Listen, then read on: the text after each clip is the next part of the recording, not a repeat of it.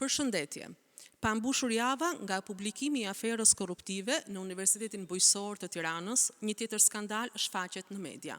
Zoti Robert Qina, biznesmen dhe njëherazi dekan i Fakultetit të Shkencave të Rehabilitimit në Universitetin e Sporteve të Tiranës, braktis punën për vite me radhë, dhe rektori, zoti Agron Kasa, në dieni të plot nuk e ndalon, por i paguan pagën e plot për çdo muaj.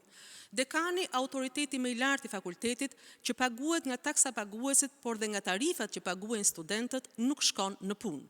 Nuk bën as mësim dhe as detyrat funksionale të dekanit. Mendoni, një dekan i tillë është edhe antar i organeve kolegjiale të rektoratit dhe senatit akademik të këtij universiteti.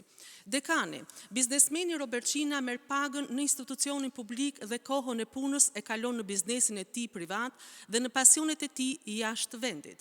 Ja ku ka mbërritur arsimi i lartë në vendin tonë, një dekan që merr pagën pa shkuar në punë dhe një rektor që në vend të garantojë zbatimin e ligjit fsheh dhe mbulon këtë skandal.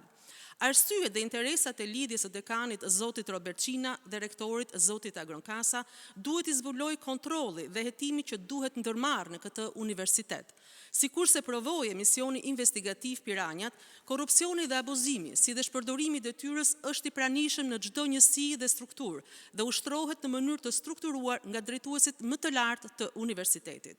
Më flagrant është fakti se shpërdorimi dhe babëzia e dekanit Robert Qina dhe aferat e tjera korruptive të rektorit Agron Kasa janë njoftuar kryeministrit dhe ministrës së arsimit dhe deri më sot nuk kanë ndërmarrë asnjë mas. Rektori, zoti Kasa dhe klani i tij janë kapur dhe herë të tjera në afera korruptive me pasojë abuzimin e financave publike, sikurse konfirmon raporti i fundit i kontrollit të lartë të shtetit, të cilin ky rektor e fsheh. Këto janë drejtuesit të universiteteve, të fakulteteve tona që dolën nga zgjedhjet pa konkurrime që diktoi rilindja. Në vend që të drejtojnë universitetin, të arsimojnë të rinj tanë, strukturohen në grupe dhe ortaki korruptive që abuzojnë me financat e publikut dhe shpërdorojnë detyrat në kurrizë të studentëve.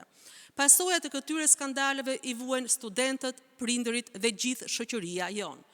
Partia Demokratike, duke ndonuar me ashpërsi këtë nivel të neveritshëm të shpërdorimit dhe korrupsionit, u kërkon Ministrisë së Arsimit dhe institucioneve të tjera ligjzbatuese të hetojnë këtë skandal dhe të vënë para përgjegjësisë ligjore këta drejtues, të dashur student dhe pedagog.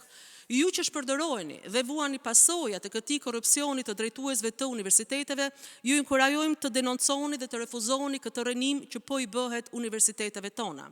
Partia Demokratike ju fton që më 11 maj të gjithë së bashku të bashkohemi me votë dhe të shporim këtë band hajnash dhe ta kthejmë universitetin në duart tuaja, për një universitet dhe Shqipëri madhështore.